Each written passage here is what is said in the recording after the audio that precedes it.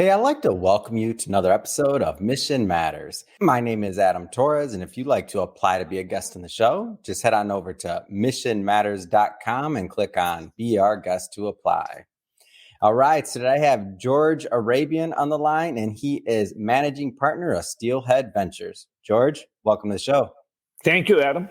I'm really excited to have you back on the show. It's been a couple of years since we've worked together. I just want to say, hey, welcome back on the show.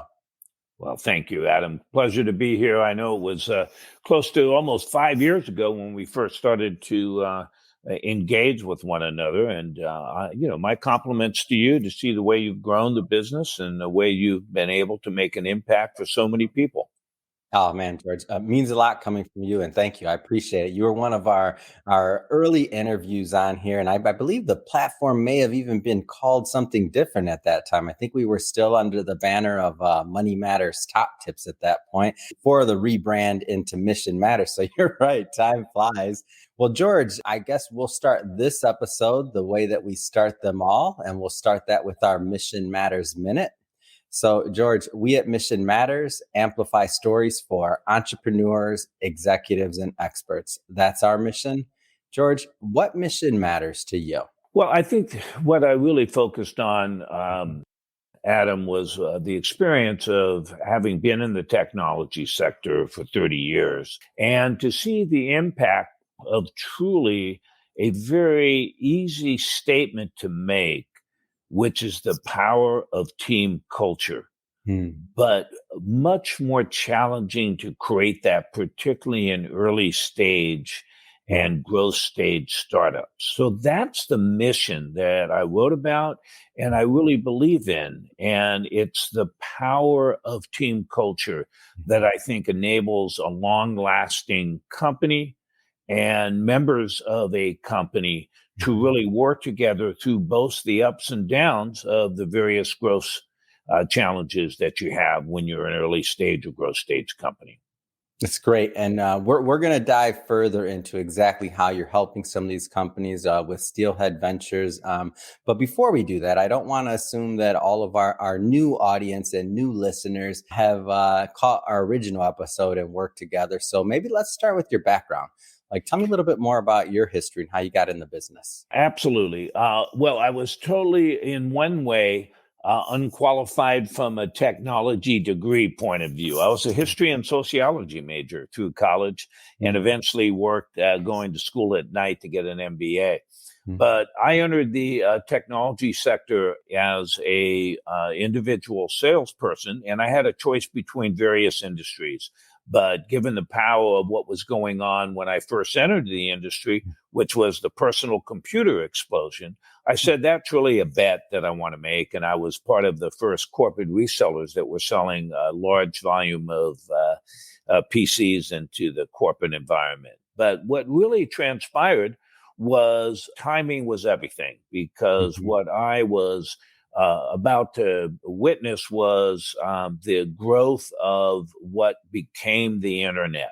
Because the foundational components, which is certainly the computing and distributed computing, but more importantly, the infrastructure, including Wi-Fi, and then eventually the evolution of online media and the ability for software to actually create the websites that were part of the internet explosion. I was part of all that, and it kind of pulled me in. So my background was being part of the one of the early innovators in Wi-Fi, that commercialized Wi-Fi. And that was in the beginning of the very beginning of the internet, early 90s, and then was able to be brought on board. Visionary really helped create online media, which was a hybrid, both online and using CD-ROMs in those days. Long story short, we were rolled up into Steve Case and AOL, and was part of AOL through the mid-90s. And then I was quite fortunate to meet a group of Apple founders that came from Apple. They really had a vision around graphical interface and how to create, in a very compelling way, websites. And back then, those were innovations. And that's what excited me. And that's what allowed me to leverage, if you will, my passion for history and set up global operations, typically in Asia and Europe, through various phases of growth that the companies I was part of back then. So that was the foundational component. And then over the years, really did a lot of transaction work. And over the last 10 years was both an executive, but also evolved into making early stage investments with Steelhead Ventures, which was a partnership with actually a family member of my brother. And so we were very fortunate to make, as you know, by investing by itself is risky, but particularly early stage investments. And we were able to success in that starting really almost 8 years ago in creating Steelhead Ventures. So that gives you kind of a multiple hats, both an operating executive and investor. So anyway, sorry. No. It's great. And I don't want to cut you off. And this is one of the reasons I was so excited when I heard that we finally got to you to get you into one of our books. I've been wanting to publish your work for a long time because, first off, just the amount of experience you have, what you've done, the time periods that you happen to be, you were in the middle of it all. Like, so what was it? Because for me, when I think AOL, when I think that, like, I was a kid. Like I remember you got mail. I remember all these things happening. But I was seeing it from like a consumer standpoint. I had no idea what it was other than it was cool. Like what was it like to be around that environment back then? It was electric. Yeah, had to be. It really was. Had to be. Because we didn't know what we didn't know back then. Right? You're inventing it. I remember literally I was building a small team for a Wi-Fi company back then, and literally having these, PhDs, scientists, they were actually scientists, screaming. And I go, what are they doing? Well, they had just figured out how to integrate an integrated circuit into a small, if you will, router. And they had figured out both combining chips. They were literally at soldering irons and how to do it. And to see normally fairly dry scientists and PhDs screaming and yelling and almost dancing that was the excitement when you're creating innovations that potentially could make an impact in the market that we did. And it was very similar to what was a company by the name of Meteor and what eventually got rolled up into AOL. I think was that amazing vision of founders that would look at a platform like America Online and not use it as a networking opportunity, but change it into a media play, which was innovative back then. So getting the content, the customer experience, and creating those innovations, it was electric. I don't know how else to say it. Yeah, you guys were the rock stars back then of like what was going on. Nobody knew it, right? Like this is before the tech entrepreneurs and all the other things that now make headlines. But you guys were the rock stars behind the scene. It's almost like you were Indian and nobody caught up to what was cool yet. That's the way I see it, because things were going on. The general population just didn't know.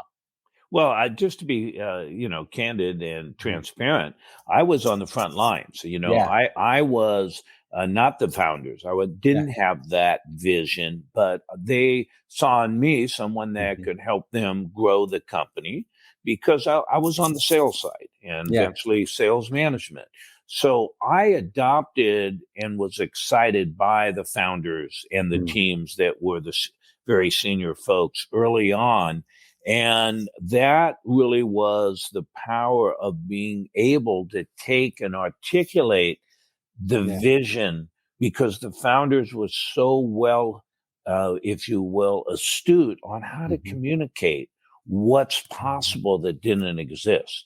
Yeah. So that was the exciting part, to share, whether it was web software in the case of NetObjects or AOL or whatever it was, or the commercial Wi-Fi. How do you articulate what's not possible today in a way that creates that excitement? And that's the fun part about, being on the frontline sales, if you will, is sharing those visions, creating those relationships, and getting people that would not, if you will, have awareness of what's possible, to give them enough confidence to say, we do see that's possible.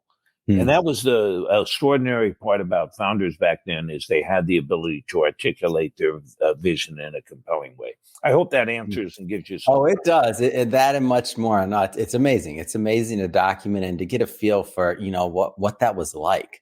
And really the burgeoning of the internet. Like, it's awesome. I want to switch focus a bit here. So let's spend a moment or two on now. Obviously, we have the upcoming book. I'm really excited to publish your work. We're not going to give the audience everything here. So Right. I want to get a little teaser going on about some of maybe the ideas that you plan to propose in the book. But just for everybody listening or watching this, we will be bringing George on again for a second part of this interview once the book is live, and we will do a deep dive into George's writing.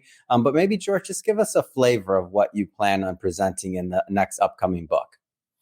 Well, again, I kind of alluded to it early on, was that particularly for startups, which happen to be if you will, the niche that I really was attracted to, rather than more of a corporate, if you will, even though I very often did deal with a lot of large corporate customers as customers. I was always on the early stage or growth stage startup side, right? And the real compelling part of that was the intangible quality of what it took to make those startups successful. And what I observed and what I learned over time was the sum of the people that's greater than the individual parts. Easily said, very difficult to execute, particularly in early stage companies, and particularly with the very hyper competitive environment we have today. And that's creating that team culture, that ability to attract people through some of those intangibles, which is empowering the individuals that you bring together. And that's what I wrote about. Some observations, some of the insights around some of the practices that I observed over time on how to create that team culture. All right, I'm going to leave that there for now. Again, we're going to do a deep dive in the next interview we do together, but let's move on to Steelhead Ventures. So you mentioned you're working on this company for now, I think 8 years or so, or a little bit more. Tell us more about the company. Yes, that was really a very unique partnership, in this case with Gary Arabian, my brother. And we were able to put together and leverage my background in technology. He came from a completely different background. He wasn't in the tech sector, he was in commercial real estate. But we put together an early stage fund with a very specific foundation that said, let's make a bet not just on technology, but on people. And so we had a criteria that really allowed us to try to assess as best you could. And believe me, the statistics in early stage investing, that if we could find an alignment, the right values with the right vision around technology, that we would make an early stage investment. And typically that was seed stage. So it was before the more formal growth funding that occurred. And we were able to leverage relationships with some of the leading accelerators like Y Combinator and the Alchemist Accelerator that I worked with for years. So that was the vision. That's what we executed. And really, it was very active from I'd say 2014 to 2017 were the most active times we had there. And then I stepped back into an executive role. What do you, I know you're betting on people as well, so to speak, or investing, and I should say in cultivating, of course, because they're real partnerships. But what are some of the things that you look for in founders or co-founders when you're kind of evaluating a company or making a decision? Extraordinarily gifted founders have a gift of often intelligence, right? But it's the humility with which they carry that intelligence is what we look for. And what do I mean by that? You want a very forceful and very profound vision, but you want it also that aligns to a degree of humility where they don't need to be in the front of the room all the time. So we look for a combination of insights that are based on a founder's experience. Now, what do I mean by that? Oftentimes, you'll have founders with a relatively strong technical background, but not having been in a sector for a period of time. What we tried to do, and it was very challenging, is to invest in founders that had a really good track record or at least experience in a particular sector. Mm-hmm. So building is one. Construction might be a good example of that. In one of the companies we invested in, EquipmentShare, the brothers were that we invested in were in the business for I must have been 25 years. So they brought a great deal of insights, and then from there created a vision around what's possible. Yeah, that's great. And I look at this and I like asking that question because I know there's a lot of founders, a lot of entrepreneurs and executives that watch this, and they're looking at, what is that thing? Because obviously there's the technology side, that's gonna vary, right? From the funds directive, from what you want, what you're looking for what niche. I mean, that's gonna be, very different for each founder, each company, each investment fund. But I feel like some of those attributes and some of those characteristics and some of those things, I feel like that for somebody like yourself and your brother, I mean, being in the business, having your experience, that's something that, I mean, is that trainable to be able to find that, or is that just something that comes with experience? I think it's a combination. What we often found, to your question, was that having and this is fairly well known in the Valley, if you will, having a business and person that's more acute on the business side combined with a more technical founder was an ideal match. Now, that wasn't always the case, right? But having a counterpart where you have a very astute technologist and also a very astute business person, but not just around executing growth at the cost of, hiring the right people or making the right decisions. You wanted an experienced business person that brought the ability to build teams as well. So oftentimes that was the right combination that we looked for, but it wasn't always the case. And so we learned the hard way, like many people, is that sometimes when it's just pure technology or pure, if you will, business side, that has to be a combination of. Now, I know, again, every deal is going to be different, but I do ask you this question broadly, intentionally, to kind of get a feel for where your head's at when making a decision. But what are some of those key factors, founder aside? Of course, we mentioned the founder, we spent some time there, but what are some of the other key factors in making a decision when you're evaluating a company, if you're maybe going to take that next step in evaluating the deal? Well, I think it's the ability to be able to have some of the attributes, which is the ability to be intentional through what we will anticipate ultimately is the downturn, right? So it comes down to the very intangible conversations or about their experience with family or friends or what's their background. And oftentimes those are the attributes that will get a founder, as you begin to understand that for them, it's everything about integrity, or it's about family, or it's whatever their priorities and values are that will get them through the hard times. So oftentimes it was a judgment about the intangible qualities, not just the tangible ones. Does that answer your question? It absolutely does. It absolutely does. And so I guess just maybe taking it a step further, when you found that maybe you have the right, founder / situation, how do you go about, I'm just curious, how do you go about building that relationship of trust? Because I feel like there has to be so much trust between the founder and also, who's investing in the company. Well, I think that's unlike maybe a more traditional fund that goes through multiple stages of funding from the A through the B, the C. We were making the early stage investment, right? The very initial investment. So oftentimes what we tried to do is either through my background on the, if you will, growth or sales execution side, try to offer as much counsel or insights there as you could up front. So I think that was really critical for us to try to lend a helping hand as an early stage investor in ways that would help them make decisions around growth, what market or who to hire or those type of things. But I got to be candid. Early stage investing by itself is more around building the relationship initially that you will trust them to take that trust that you gave in them to other investors that they will bring on board down the road.